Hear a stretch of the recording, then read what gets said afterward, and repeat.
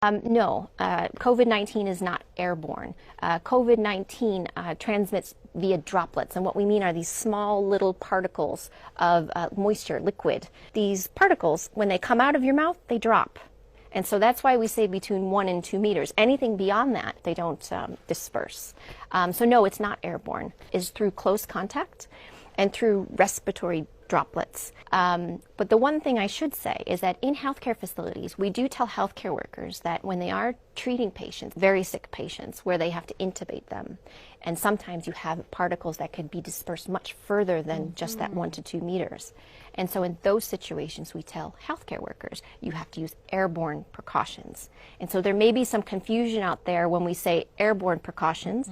Those are for healthcare workers performing very specific procedures, but for every day, no. And what they've learned from more than 70,000 cases in China is that very few people actually have runny nose or actually sneeze.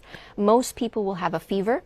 Most people will have a cough. What we do worry about is anyone that has shortness of breath or chest pain to make sure that they seek health care very quickly.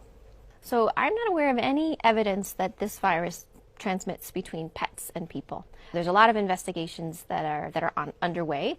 They have not found this virus in an animal yet, in the zoonotic source of what we believe initially that this outbreak began with people who were in contact with wild animals, not pets. But we have no evidence of this virus in pets and no evidence of this virus transmitting between pets and people.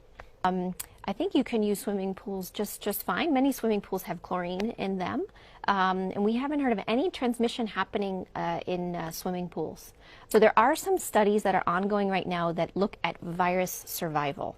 We don't have the full results yet, but what we know from other coronaviruses like SARS and like MERS is that on packages, on certain like cardboard materials, that it doesn't last very long.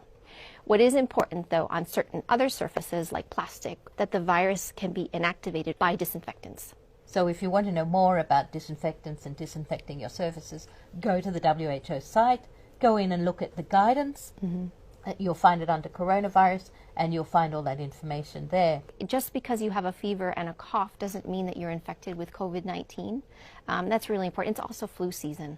You know, so there's a lot of people around who have the sniffles, who have a cough, who have a fever. Talk to your colleague, express your concerns, talk to your employers, and just see how can you make sure that you continue to be able to work. And there's a lot of ways in which you can work from home, if that's possible with your type of job. Sounds very simple. It doesn't sound very exciting, but it is incredibly important that you make sure that you wash your hands with soap and water. And if you don't have soap and water, you can use an alcohol-based rub. The second thing that you can do is what we call respiratory etiquette. Sneeze or cough into your elbow, or you use a tissue, and then you throw that tissue away, and then you make sure you wash your hands. And the third thing that is really important is to educate yourself. So make sure that you have the latest information from WHO, from trusted sources. This is a rapidly changing situation, and so the more we learn, the more we want you to know about this. And by educating yourself, you can make sure that you protect yourself and you protect your family. WHO recommends that you wear a mask if you're sick. There's a lot of things that you can do to protect yourself while traveling, and that is making sure that you travel when you're well, you're feeling well, you and your family, making sure, again, you wash your hands a lot, you practice respiratory hygiene, making sure that when you eat food, you're eating cooked food, and so just wearing a mask in general, no, but making sure that if you're having symptoms, respiratory symptoms, that you wear a mask. And what happens if you're, say, coughing into your mask and it gets very wet at the front? You need to replace your mask. If you don't touch the front, you take them off from the sides, discard them, wash your hands, and put another mask on. And when you discard them, you would make sure that you discard them somewhere safe? That's right, in a bin that is covered. Yes, that's right. I wouldn't even say asymptomatic, but pre-symptomatic, meaning it's a few days before they develop symptoms themselves. And so when you go back and you interview them, oftentimes they say, well, actually, I wasn't feeling very well. So it's this pre-symptomatic phase or mildly symptomatic phase. Having said that, it is possible, and we do have some case reports of truly asymptomatic people that can infect, but we don't believe that they play a major role in transmission.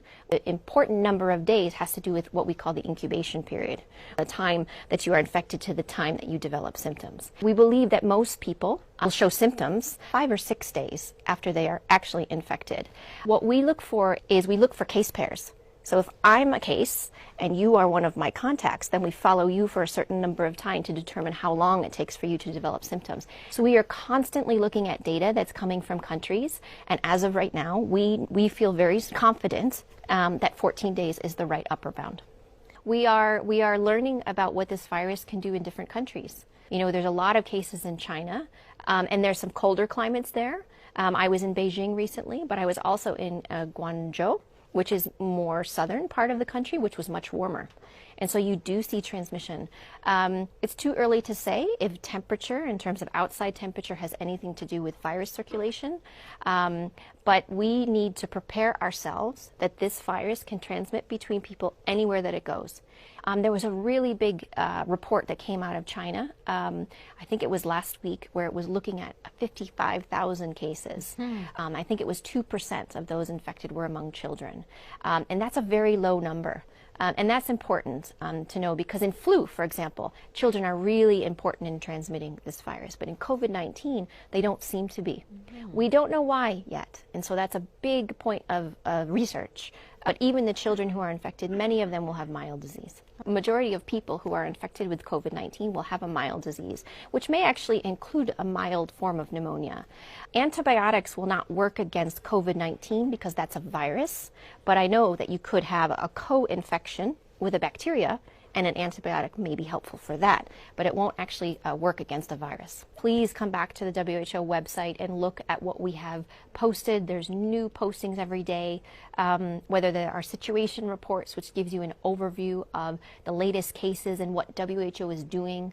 There are myth busters, there are videos that can help you, teach you about, like I said, how to wash your hands, how to make sure you wear masks appropriately, and many other things. But please do continually, read about this and look at the websites and make sure you have the latest information at hand.